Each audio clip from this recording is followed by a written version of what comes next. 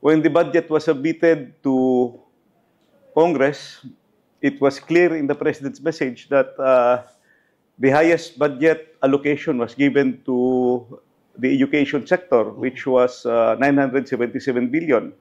Then number two, klaro yung presentation nila, yung DPWH was 900 billion.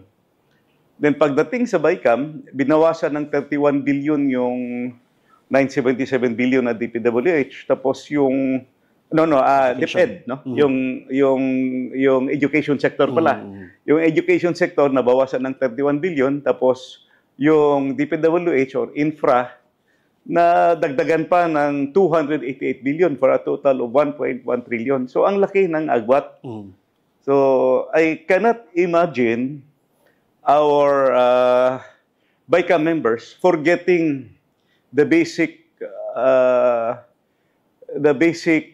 rule in our allocation of resources. May constitutional provision that mandates na highest allocation should go to education sector. Bakit yung nakalimutan yan?